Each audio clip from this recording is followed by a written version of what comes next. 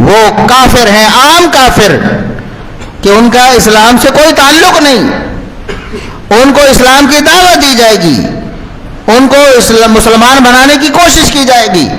ورنہ اگر وہ مسلمان نہیں ہوتے تب بھی اسلامی حکومت کے انڈر وہ رہ رہے ہیں، وہ ان کو حقوق حاصل ہیں، وہ اپنی زندگی گزاریں گے۔ لیکن جو مرزائی ہیں وہ مرتد کافر ہیں، عام کافر نہیں، مرتد کافر ہیں۔ مرتد اس شخص کو کہتے ہیں جو اسلام قبول کر کے پھر کفر کر لے۔ من ہمزه ونفخه ونفثه بسم اللہ الرحمن الرحیم ما كان محمد أبا أحد من رجالكم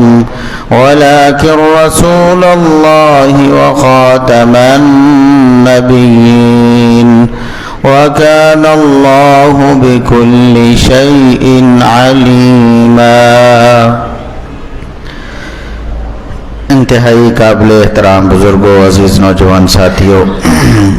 معززات و مکرمات، اسلامی ماں اور بہنوں، ہر قسم کے حمد و ثنا، تعریف و تمجید کی بیائی بڑائی، رفعت و عظمت اللہ رب العزت کے لیے جو پوری کائنات کا خالق و مالک ہے۔ بے شمار لا تعداد بے حد و حساب درود و سلام پیغمبر آخر الزماں، محسن انسانیت، محسن کائنات، خاتم النبیین والمرسلین جناب محمد الرسول اللہ صلی اللہ علیہ وسلم کی ذات اقدس پر۔ محمد الرسول اللہ صلی اللہ علیہ وسلم آخری نبی اور آخری رسول ہیں۔ آپ صلی اللہ علیہ وسلم کو اللہ رب العزت نے سب انبیاء اور رسل کے بعد مبعوث فرمایا، اور آپ کے بعد کوئی نبی اور کوئی رسول قیامت تک نہیں آنے والا۔ یہ عقیدہ ختم نبوت کہلاتا ہے، اور یہ مسلمانوں کا اساسی اور بنیادی عقیدہ ہے۔ یہ ایسا عقیدہ ہے جس کے بغیر دین اسلام کی کوئی بھی تعبیر اور کوئی بھی تشریح قابل قبول نہیں، اور اس عقیدے کو چھوڑ کر کوئی شخص مسلمان اور مومن نہیں ہو سکتا۔ یہ دو ٹوک بات قرآن کریم نے بھی بتائی، محمد الرسول اللہ صلی اللہ علیہ وسلم نے بھی بتائی، اور 1400 سال سے صحابہ، تابعین، تبع تابعین اور ائمہ دین ان کا اتفاقی عقیدہ یہ چلا آ رہا ہے۔ اور پھر ہمارے ملک میں، ہمارے آئین میں یہ بات شامل کر دی گئی کہ محمد الرسول اللہ صلی اللہ علیہ وسلم کی ختم نبوت کو تسلیم نہ کرنے والا کوئی شخص مسلمان یا مومن ہونے کا دعوے دار نہیں ہو سکتا۔ ایسا شخص جو محمد صلی اللہ علیہ وسلم کے بعد کسی قسم کی بھی نبوت یا رسالت کا اعتقاد رکھتا ہو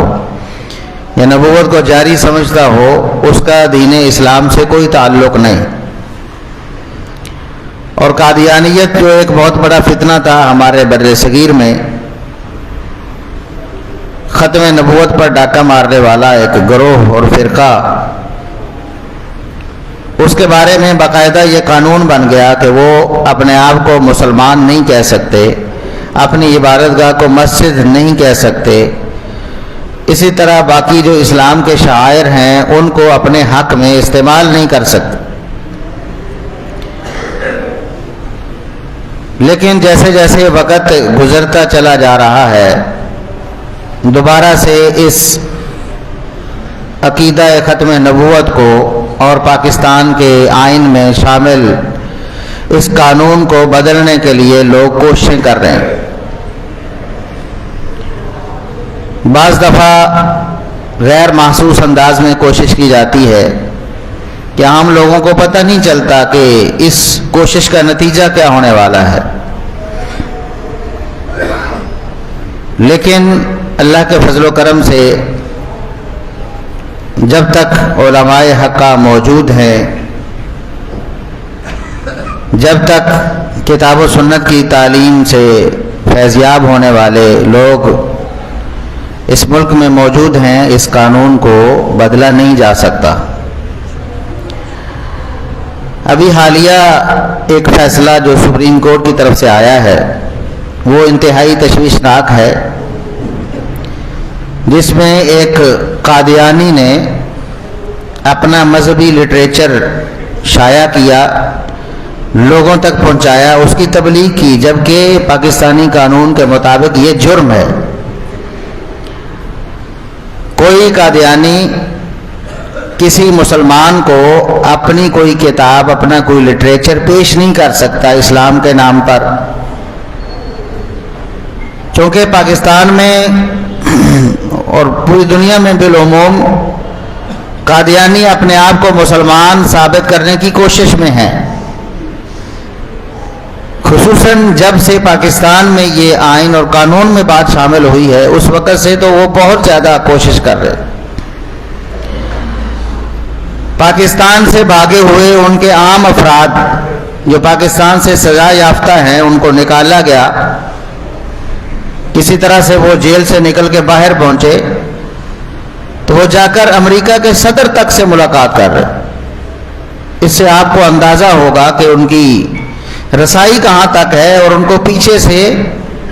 سپورٹ کہاں سے آ رہی ہے، اور کون کون لوگ ملوث ہیں، کون کون سی طاقتیں ہیں، کون کون سے ملک ہیں جو پیچھے سے ان کی پشت پناہی کر رہے ہیں۔ اور وہ ملک اور وہ طاقتیں، آپ کو اندازہ ہے کہ ہمارے ملک میں سیاسی ہوا چلتی ہے تو اس میں بھی اثر و رسوخ بعض ملکوں کا نکلتا ہے، بعض طاقتوں کا نکلتا ہے۔ اگرچہ ہمیں کچھ ماہ بعد یا کچھ سال بعد، کچھ اشروں بعد پتہ چلتا ہے کہ فلاں کام ہوا تھا، فلاں تحریک چلی تھی، فلاں معاملہ ہوا تھا، اس کے پیچھے فلاں فلاں لوگوں کا، فلاں فلاں طاقتوں کا ہاتھ تھا۔ تو ابھی یہ جو فیصلہ آیا ہے،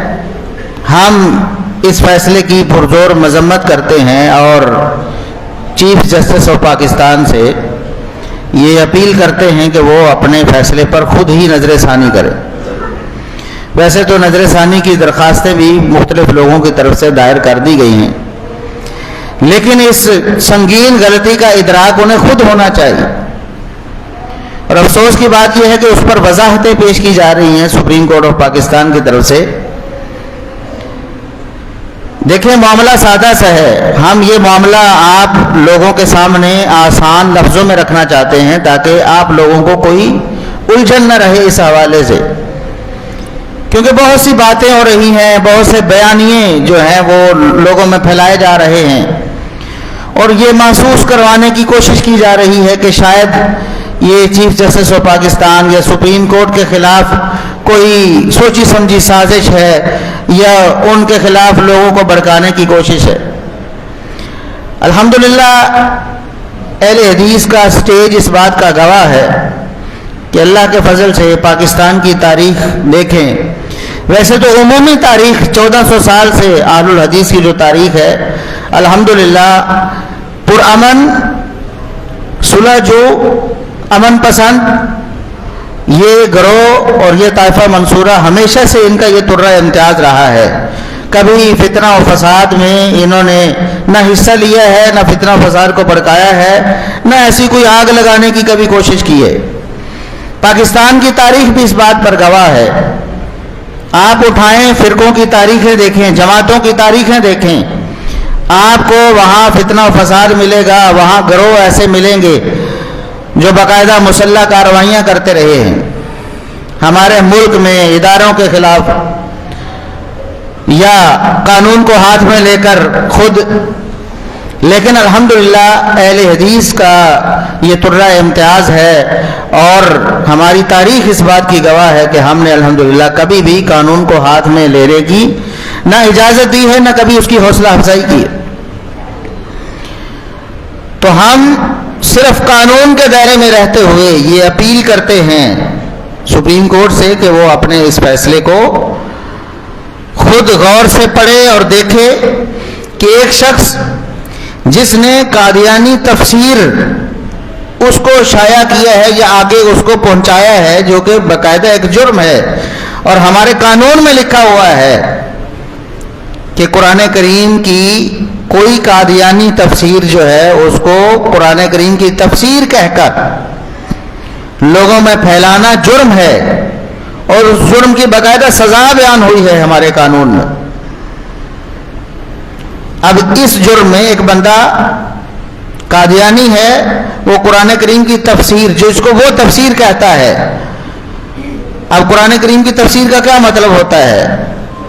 سمجھدار ہیں آپ احباب، آسانی سے بات سمجھ لیں گے۔ قرآن کریم کی تفسیر کا مطلب ہے اللہ رب العزت کی ترجمانی، یعنی آپ لوگوں کو یہ بتانا چاہتے ہیں کہ اللہ رب العزت کیا فرما رہا ہے، اور اگر آپ اللہ رب العزت کی منشا کے خلاف، اللہ رب العزت کے فرمان کے خلاف ہی کوئی بات اللہ کے فرمان کے نام پر لوگوں کو پھیلائیں گے، لوگوں کو بتائیں گے، تو بتائیں کتنا بڑا جرم ہے۔ اللہ رب العزت نے اس کو شرک کے برابر جرم قرار دیا، شرک اور کفر اس کو ذکر کیا، اور سار فرمایا وَأَن تَقُولُوا عَلَى اللَّهِ مَا لَا تَعْلَمُونَ۔ اللہ رب العزت پر بہتان باندھنا، اللہ رب العزت نے جو نہیں فرمایا وہ اپنی طرف سے بنا کر اللہ رب العزت کے ذمے لگانا بہت بڑا جرم ہے۔ اور محمد الرسول اللہ صلی اللہ علیہ وسلم ناطق وحی ہیں، وہ بھی اللہ رب العزت کا پیغام پہنچاتے ہیں، اس لیے آپ صلی اللہ علیہ وسلم نے زبان نبوت سے ارشاد فرمایا من کذب علی متعمدا فلیتبوأ مقعدہ من النار، جو مجھ پر یعنی محمد صلی اللہ علیہ وسلم پر جان بوجھ کر جھوٹ باندھتا ہے وہ بھی اپنا ٹھکانہ جہنم سمجھے۔ چاہیے کہ کوئی شخص اللہ رب العزت پر بہتان باندھے، اللہ رب العزت کا فرمان کہہ کر ایسا کفر اور ایسا دین اسلام کی مخالفت والا امر جو ہے وہ لوگوں میں پھیلائے، کتنی بڑی سنگینی، کتنا بڑا جرم ہے۔ اور ہمارے قانون اور آئین میں یہ لکھا گیا کہ کسی قادیانی کی طرف سے ایسی حرکت جو ہے نا وہ قطعاً قابل قبول نہیں ہوگی، وہ قابل سزا جرم ہے۔ اور پھر اس جس کو وہ تفسیر کہتے ہیں اور تفسیر کہہ کر آگے لوگوں میں پھیلانے کی کوشش کرتے ہیں، اس میں نعوذ باللہ غلام احمد قادیانی دجال کو اللہ کا نبی رکھا گیا بھی قرآن کے نام پہ، کہ قرآن میں نعوذ باللہ وہ یہ باور کرانا چاہتے ہیں کہ قرآن میں اللہ نے غلام احمد قادیانی کی نبوت کا اعلان کیا، نعوذ باللہ ثم نعوذ۔ اسی طرح اور بھی اس طرح کی جو قادیانیت کے کفر ہیں، جو ان کی خباثتیں ہیں، وہ تفسیر کے نام پہ اس کتاب میں جمع ہے، اور وہ اس کتاب کی اشاعت کر رہا ہے، لوگوں میں پھیلا رہا ہے، اور باقاعدہ قانون موجود ہے کہ ایسے شخص کو سزا ملے گی، ایسی حرکت کی پاکستان کی سرزمین پر کوئی گنجائش نہیں۔ اب یہ سیدھا سادہ ایک مقدمہ ہے، اور اس میں حوالہ دیا گیا 2021 کی ایک ترمیم کا، یعنی قانون کے ایک جز کا، کہ 2021 میں جس کو مزید وضاحت کے ساتھ لکھا گیا۔ قانون پہلے سے موجود ہے، قانون موجود ہے پہلے سے ہی، 2011 سے موجود ہے، جو باقاعدہ طور پر واضح دو ٹوک لفظوں میں لکھا ہوا ہے کہ قرآن کریم کے حوالے سے ایسی حرکت کی قطعاً اجازت نہیں، اور وہ قابل سزا جرم ہے۔ اس کے بعد 2021 میں دوبارہ یہ بھی لکھا گیا کہ دستی کسی کو ہاتھ سے دینا، کسی کو بول کر ایسی چیز تبلیغ کرنا، یا سوشل میڈیا کے ذریعے یا الیکٹرانک میڈیا کے ذریعے یا پرنٹ میڈیا کے ذریعے کسی تک پہنچانا، یہ بھی اسی کیٹیگری میں آئے گا، اس پر بھی وہی سزا لاگو ہوتی۔ اب چیف جسٹس صاحب نے جو فیصلہ دیا ہے اس میں انہوں نے لکھا ہے کہ یہ جرم جو ہے نا پہلے ہوا تھا، اور یہ قانون بعد میں بنا ہے، 2021 والا قانون وہ کہتے ہیں بعد میں بنا ہے، اور یہ جرم 2019 میں ہوا شاید، حالانکہ 2019 میں بھی یہ قانون تو لکھا ہوا ہے کہ کسی بھی صورت میں اس کی اشاعت جرم ہے۔ اب اشاعت کوئی سوشل میڈیا کے ذریعے کرے، پرنٹ کر کے دے اس کو، یا سوشل میڈیا کے ذریعے کسی کو بھیجے، تو وہ اشاعت ہی ہے۔ اور اس میں فیصلہ کرتے ہوئے یہ ریمارکس دینا، اس طرح کی باتیں کرنا کہ انسانی حقوق یا مذہب کی جو آزادی ہے وہ پاکستانیوں میں سے ہر فرد کو حاصل ہے۔ ایک شخص چور ہے، مثال کے طور پر قاضی کے پاس فیصلہ آتا ہے کہ اس شخص کی چوری ہے اور یہ اس کی چوری کے ثبوت ہیں، چوری ثابت ہو جاتی ہے، اور کوئی قاضی عدالت میں کوئی جج یہ فیصلہ دیتے ہوئے کہتا ہے جی انسانیت کی بڑی تکریم ہے، انسان کی عزت کرنی چاہیے، ہر انسان کے بنیادی حقوق ہیں، کسی انسان کو تنگ نہیں کیا جا سکتا، کسی کو سزا نہیں دی جا سکتی، کسی کو پریشان نہیں کیا جا سکتا، تو اس کا کوئی تک بنتا ہے؟ بھی جو بات ہے وہ تو جرم ہے، جو مجرم کی بات کریں آپ، عام شہری کی بات کیسے کرتے؟ جب مقدمہ قادیانیوں کے بارے میں ہے اور نامینیٹ ہے وہ بندہ بھی، اور اس کا جو جرم ہے وہ بھی واضح طور پر ثبوتوں کے ساتھ موجود ہے اور اس جرم سے انکار بھی نہیں کیا جا سکتا، اس کے بعد یہ کہنا جی مذہبی آزادی جو ہر شخص کا حق ہے، پاکستان میں کوئی بھی اپنی مذہبی آزادی استعمال کر سکتا ہے، اس کا کیا مطلب ہے؟ مذہبی آزادی کا بھی ذکر ہمارے آئین اور قانون میں ہے، اور قادیانیوں کے بارے میں جو ہمارا آئین اور قانون ہے وہ بھی وہیں موجود ہے۔ فرق ہے، دیکھیں ایک ہندو ہے، ایک سکھ ہے، ایک عیسائی ہے، یہودی ہے، بدھ مت ہے، وہ اپنا مذہب قبول کرتا ہے کہ میرا یہ مذہب ہے، اور اس مذہب کے ساتھ اپنی اس شناخت کے ساتھ ہمارے ملک میں رہ رہا ہے۔ آپ نے دیکھا ہوگا ہمارے ملک میں کتنی تعداد میں دیگر غیر مسلم آباد ہیں، عمومی طور پر کبھی بھی کوئی ایسا مسئلہ نہیں ہوتا۔ سکھ کاروبار کر رہے ہیں ہمارے ہاں، ہمارے لوگ لین دین بھی کرتے ہیں ان سے، ان کو یہاں رہنے کی اجازت ہے، ان کو آزادی ہے، وہ اپنی بات بھی کر سکتے ہیں، وہ اپنی تبلیغ بھی کرتے ہیں۔ یہ الگ موضوع ہے کہ اسلامی شریعت کی نظر میں کیا مسئلہ ہے، لیکن ہمارے قانون میں چونکہ اجازت ہے وہ سارا کچھ کرتے ہیں۔ ہمارے یہاں ایسا کوئی بھی نہ کوئی تحریک چلی کہ سکھوں کے خلاف کوئی تحریک چلائے، یا سکھوں کو یہ حق کیوں دیا گیا، نہ کبھی کوئی تحریک چلی کہ عیسائیوں کو یہ حق کیوں دیا گیا، ان کی بائبل کیوں پرنٹ ہوتی پاکستان میں، کبھی ایسا کوئی احتجاج نہیں ہوا، کبھی ایسا کوئی مطالبہ نہیں ہوا، کیونکہ وہ باقاعدہ ایک مذہب ہے اور اس مذہب کے ساتھ اپنی الگ شناخت کے ساتھ وہ اپنا کام کرتے ہیں۔ سب لوگوں کو پتا ہے کہ یہ عیسائی ہیں، یہ ہندو ہیں، یہ سکھ ہیں، جبکہ یہاں معاملہ بالکل مختلف ہے۔ قادیانیوں کے کیس میں یہ معاملہ بالکل الٹ ہے۔ قادیانی اپنے قادیانی مذہب کی شناخت کے ساتھ اپنا کام نہیں کرنا چاہتے اور نہ کرتے ہیں، وہ تو اپنے آپ کو مسلمان ظاہر کرتے ہیں اور مسلمان کہتے ہیں اپنے آپ کو، اسلام کے نام پر وہ اپنا کفر لوگوں میں پھیلانا چاہتے ہیں۔ یہ فرق ہے۔ اگر کوئی عیسائی پاکستان میں یہ کہے کہ میں مسلمان ہوں، میں ایک مسجد بنانا چاہتا ہوں،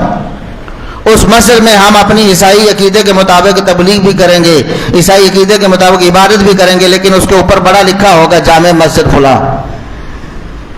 کیا آپ اجازت دیں گے؟ کوئی بھی ذی شعور شخص اس چیز کی اجازت دے گا کہ یہ عیسائیوں کا ایک بنیادی حق ہے، بنیادی انسانی حقوق میں سے یہ ہے کہ وہ اپنے مذہب کی جس طرح چاہیں پرچار کرے؟ ہر شخص یہ کہے گا کہ ان کو اپنے مذہب عیسائیت کے پرچار کا حق ہے نا، جو ہمارے آئین نے انہیں دیا ہے، انہیں اسلام کے نام کو بدنام کرنے کا کوئی حق نہیں۔ یہاں یہ جو دنیاوی اشیاء بنانے والے جو برانڈز ہیں، یہ اپنا نام کسی کو استعمال کرنے نہیں دیتے، باقاعدہ رجسٹر انہوں نے کروایا ہے، اس کے بعد وہ کارروائی کرتے ہیں،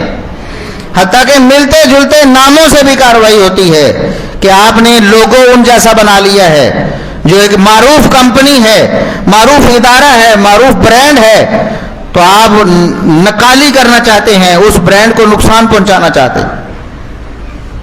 کبھی کوکا کولا والے، پیپسی والے،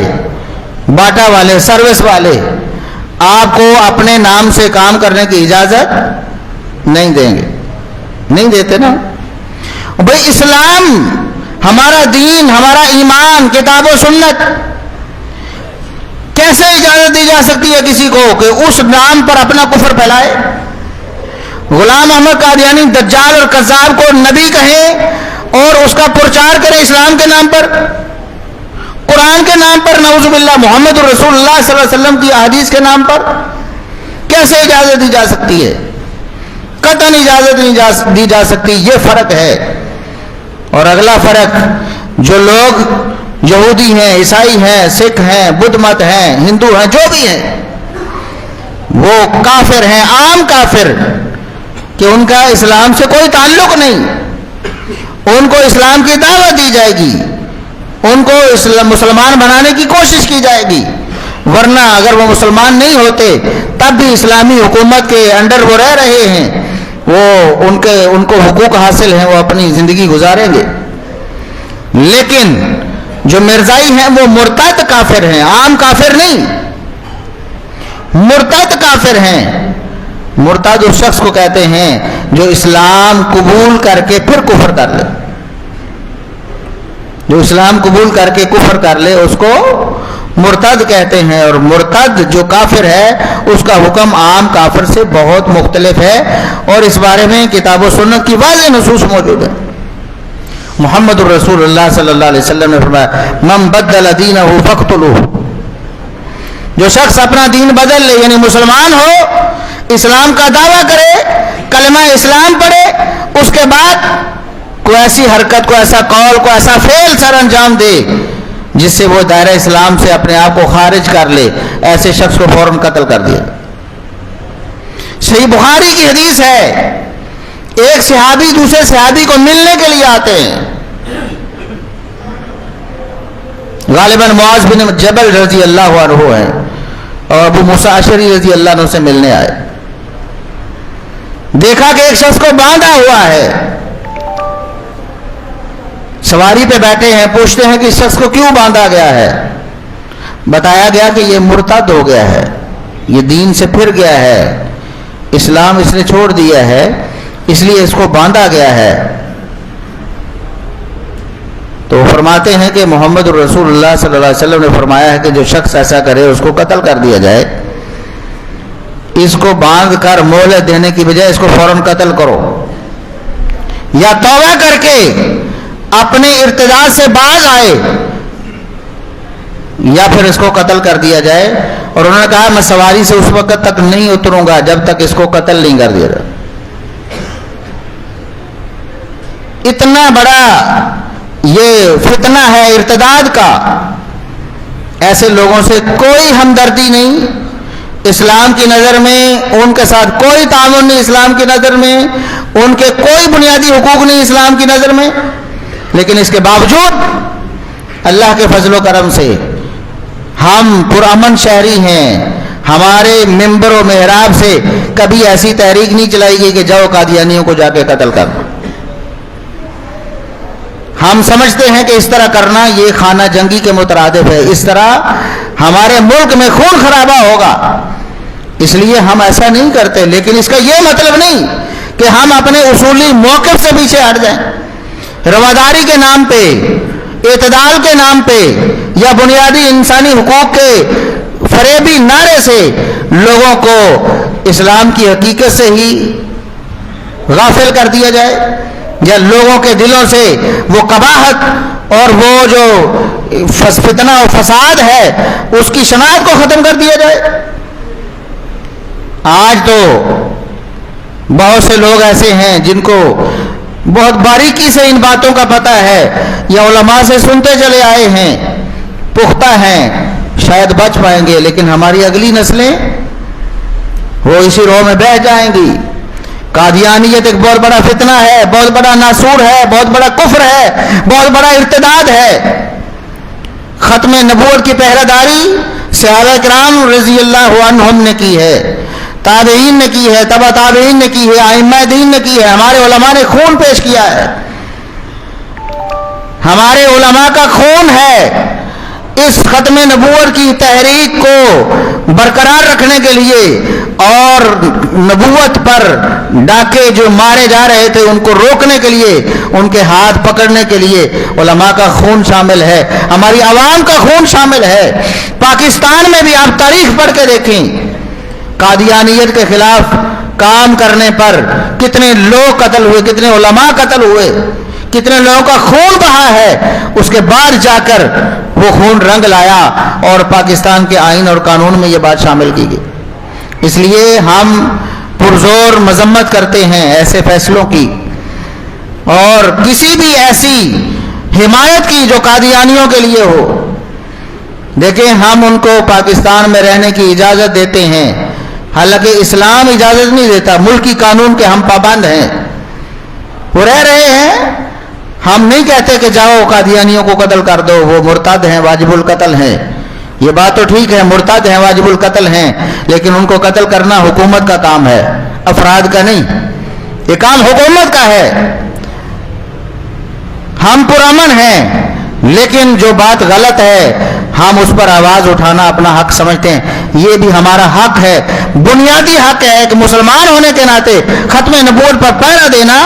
یہ ہمارا فرض ہے، اور ہمارا اولین فرض ہے۔ صحابہ کرام رضوان اللہ علیہم اجمعین نبی کریم صلی اللہ علیہ وسلم دنیا سے گئے ہیں تو آپ صلی اللہ علیہ وسلم کے دنیا سے جاتے ہی مسیلمہ کذاب کے فتنے نے سر اٹھا لیا، نبوت کا دعویٰ کر دیا۔ اس نے بھی یہ نہیں کہا تھا کہ میں مسلمان نہیں ہوں، وہ تو کہتا تھا، نبی کریم صلی اللہ علیہ وسلم کو بھی کہتا تھا۔ مسیلمہ کذاب نے کہا تھا کہ میں آپ کے ساتھ مل جاتا ہوں، آپ کے ساتھ ہوں، بس آپ اپنے بعد میرے لیے یہ سیٹ رکھ دیں کہ میرے بعد یہ ہو۔ آپ نے فرمایا دفع ہو جائے، ایک تنکا بھی کہے نا، ایک تنکا بھی تجھے نہیں ملنے والا۔ دعویٰ تو اس کا بھی یہ تھا کہ محمد صلی اللہ علیہ وسلم کے بعد میں نبی ہوں۔ ختم نبوت پر ڈاکہ مارا ابوبکر صدیق رضی اللہ عنہ نے ان نازک حالات میں جب محمد الرسول اللہ صلی اللہ علیہ وسلم دنیا سے گئے ہیں اور مسلمانوں کا ابھی جو زخم ہے وہ مندمل نہیں ہوا، سیاسی طور پر حکومت مستحکم نہیں ہوئی ہے، لیکن اس کے باوجود ختم نبوت پر پہرا دیتے ہوئے جنگ یمامہ لڑی ہے مسلمانوں نے، اور اس ایک جنگ میں اتنے صحابہ شہید ہو گئے، اتنے مسلمانوں کا خون بہہ گیا اس ایک جنگ میں کہ نبی کریم صلی اللہ علیہ وسلم کے عہد میں جو 20 غزوات ہوئے تھے، ان سب غزوات کے شہید جو صحابہ کرام ہیں ان کی تعداد کو شمار کیا جائے وہ کم ہے، اور جنگ یمامہ میں جو صحابہ کرام شہید ہوئے ان کی تعداد زیادہ ہے۔ کفر سے بڑا کفر ہے یہ ختم نبوت پر ڈاکہ۔ اس لیے ہمیں ہوشیار رہنا ہوگا، ہمیں بیدار رہنا ہوگا۔ باہر کی حکومتیں بہت زیادہ دخل اندازی کرتی ہیں، ہمیں بعد میں پتہ چلتا ہے کہ کس کے کہنے پہ کس کو اٹھایا گیا، کس کے کہنے پہ کس کو باہر بھیجا گیا، کس کے کہنے پہ کون سی ترمیم لائی گئی، کس کے کہنے پہ کون سی تحریک لائی گئی، ہمیں تو بعد میں پتہ چلتا ہے۔ بعد میں لوگوں کے بیان سامنے آتے ہیں، جب وہ غیر ملکی میڈیا کو بیان دیتے ہوئے ہمارے ایک سابق چیف جسٹس نے کہا تھا اپنے دور میں جب وہ چیف جسٹس تھا اس وقت، لیکن وہ بعد میں بیان میڈیا پہ آیا، اس نے کہا کہ میں نے دیکھو آپ کے لیے یہ بھی کر دیا، یہ بھی کر دیا، یہ بھی کر دیا۔ مغربی میڈیا کو بیان دیا کہ آپ کے لیے میں نے یہ کر دیا ہے، آپ کو تو خوش ہو جانا چاہیے۔ یہاں بہت سی مثالیں ہیں، وہ گستاخ رسول آسیہ نامی ملعونہ، اس کو جیل سے نکالا گیا اور باہر بھیج دیا گیا، ہمارے ملک سے ہوا، ہماری عدالت سے ہوا، اور کن کے کہنے پہ ہوا آپ کو پتا ہے؟ باقاعدہ بول کر کہا گیا کہ دیکھیے آپ نے کہا ہے، ہم نے آپ کا مطالبہ پورا کر دیا۔ اس لیے ہمیں ہوشیار رہنا ہوگا، بیدار رہنا ہوگا، ختم نبوت کے حوالے سے آگاہی پھیلانی ہوگی، ختم نبوت کے حوالے سے اپنے بچوں کو ایجوکیٹ کرنا ہے، اپنے بچوں کو تعلیم دینی ہے، ختم نبوت کے عقیدے کے بارے میں اپنے بچوں کو تیار کرنا ہے، تاکہ کوئی بھی ایسا فتنہ ان کے سامنے آئے تو وہ خم ٹھونک کر سینہ چوڑا کر کے سامنے کھڑے ہوں، اور ایسے باطل حربوں کا ہمیشہ وہ مقابلہ کرتے رہیں۔ اللہ سے دعا ہے کہ اللہ رب العزت ختم نبوت کے عقیدے پر ہمیں قائم رہنے اور اس کا تحفظ کرنے کی توفیق عطا فرمائے۔ وآخر دعوانا ان الحمدللہ رب العالمین۔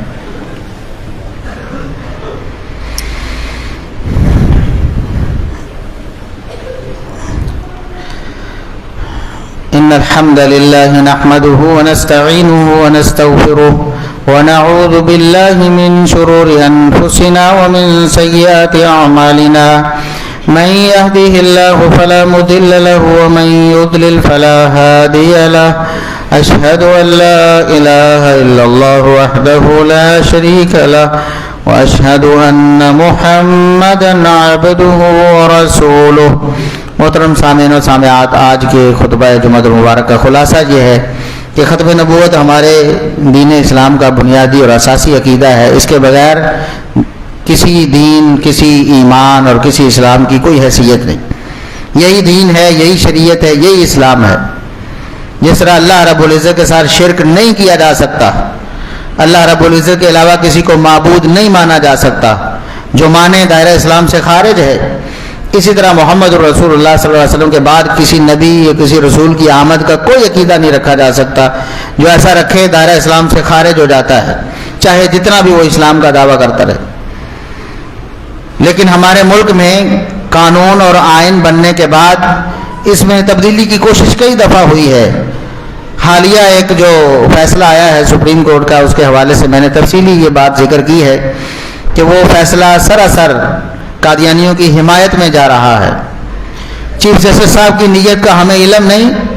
ہو سکتا ہے کہ غیر ارادی طور پر ایسا ہوا ہو، اللہ کرے ایسا ہی ہو. پھر انہیں اس بات کا علل اعلان اظہار کرنا چاہیے کہ یہ فیصلہ غلط ہے اور فیصلے کو واپس لینا چاہیے، اس پر نظر ثانی کرنی چاہیے. جو بھی جان بوجھ کر ختم نبوت کے حوالے سے غداری کرنے کی کوشش کرے گا، دنیا آخرت میں رسوا ہو جائے گا. یہ تو دین اسلام پر حملہ ہے، یہ تو قرآن پر حملہ ہے، یہ تو محمد رسول اللہ صلی اللہ علیہ وسلم کی سیرت پر حملہ ہے، آپ کی ختم نبوت پر حملہ ہے. کیسے دنیا آخرت میں سرخرو ہو جائے گا ایسا شخص؟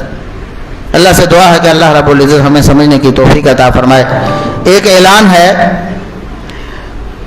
میں بندہ ناچیز حافظ ابو یحییٰ نور پوری، بہت سے لوگ مجھے جانتے بھی ہوں گے سوشل میڈیا کے ذریعے، کو تھوڑا بہت ٹوٹا پھوٹا کام اللہ کے دین کا ہم کرتے رہتے ہیں. ختم نبوت کے حوالے سے، دفاع صحابہ کے حوالے سے،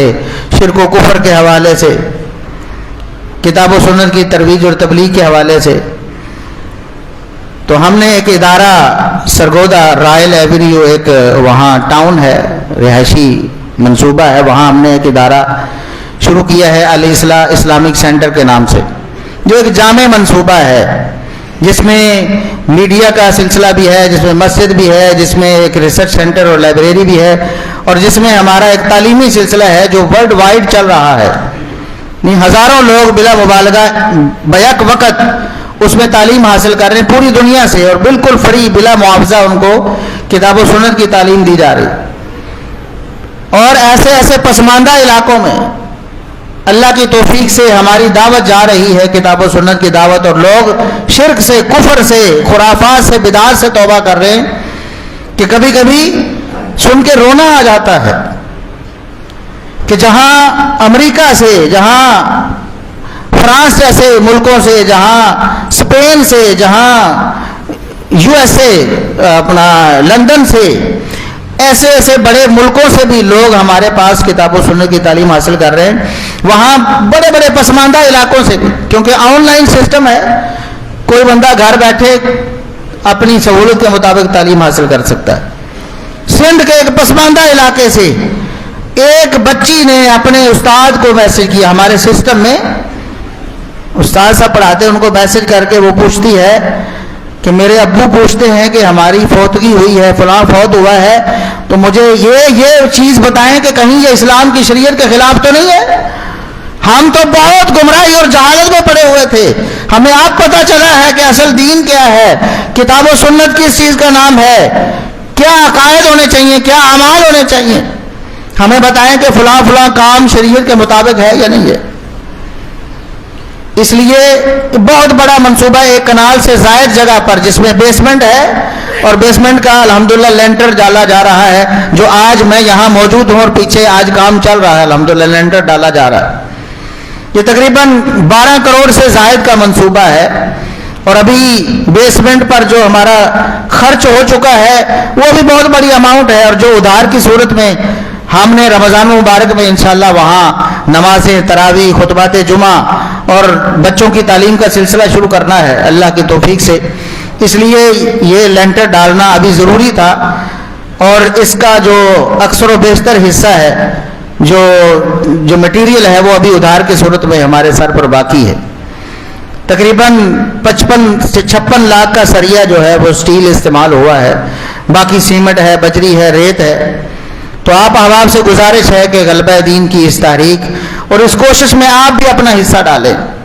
جس قدر ممکن ہے اپنی استطاعت کے مطابق اپنا حصہ ڈالیں۔ اللہ رب العزت خلوص کے ساتھ دیا گیا آپ کا مال، اللہ اس کی قدر کرتا ہے۔ رسول اللہ صلی اللہ علیہ وسلم نے فرمایا اللہ رب العزت خلوص کے ساتھ دیا گیا ایک پیسہ بھی ہونا، آپ کا مال جتنا بھی تھوڑا ہے، اللہ کے ہاں معیار دیکھا جاتا ہے، مقدار نہیں دیکھی جاتی۔ ایک شخص کروڑ پتی ہے، وہ لاکھوں میں خرچ کرے گا، ارب پتی ہے کروڑوں میں خرچ کرے گا۔ ایک بیچارہ مزدور ہے، وہ مشکل سے اپنی روٹی پوری کرتا ہے، وہ 10 روپے دے، 20 دے، 50، 100، 1000 دے، اللہ کے ہاں ہو سکتا ہے کہ کروڑوں سے زیادہ اس کو اجر ملے۔ اور جس کے پاس اربوں ہیں وہ کروڑوں دے اللہ رب العزت کی راہ میں، کیونکہ محمد الرسول اللہ صلی اللہ علیہ وسلم کی بھی یہ تعلیم ہے کہ جو چیز تمہیں بہت زیادہ پسند ہے وہ اللہ کی راہ میں خرچ کرو۔ قرآن کا بھی یہ فیصلہ ہے لن تنالوا البر حتی تنفقوا مما تحبون، جو چیز تمہارے دل کو کھینچتی ہے نا، جب تک وہ اللہ کی راہ میں خرچ نہیں کرو گے نیکی کو نہیں پہنچو گے۔ یعنی جس کی جیب سے کروڑ پتی ہے، لاکھوں جاتے ہیں تو اس کو ہوتا ہے یار بڑی اماؤنٹ ہے، اس کو محبت ہے اپنی دولت سے، اپنے مال سے، بینک بیلنس سے جاتا ہے نا جب، پھر اللہ رب العزت کے ہاں قبولیت کا شرف پاتا ہے۔ اور غریب آدمی 1 روپیہ بھی دے، آدھی کھجور بھی اللہ کے رسول صلی اللہ علیہ وسلم میں صدقہ کرو اور اپنے آپ کو جہنم سے بچاؤ۔ بہت بڑا منصوبہ ہے، اور اس منصوبے کے جو ثمرات ہیں وہ پوری دنیا میں پھیلے ہوئے ہیں، اور انشاءاللہ آئندہ بہت زیادہ تیزی سے پھیلیں گے، بہت زیادہ کام ہوگا وہاں اللہ کے فضل و کرم سے۔ بہترین میڈیا کا کام بھی، مسجد ایک ماڈل مسجد بنانی ہے انشاءاللہ، جس میں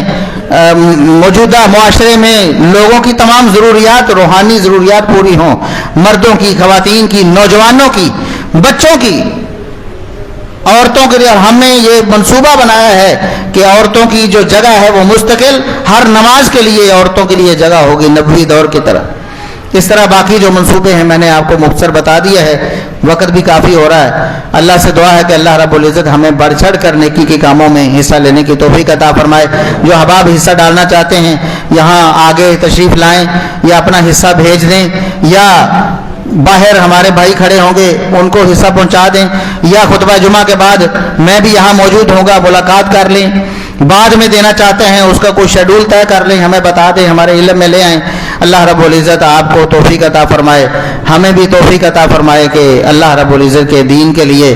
اللہ کے دین کے غلبے کے لیے ہم کوشش کر جائیں، کوئی صدقہ جاریہ ایسا چھوڑ جائیں جو ہمارے مرنے کے بعد ہمارے نیکیوں کے اکاؤنٹ میں ڈپازٹ ہوتا رہے۔ سبحان ربک رب العزت عما یصفون وسلام علی المرسلین والحمد للہ رب العالمین۔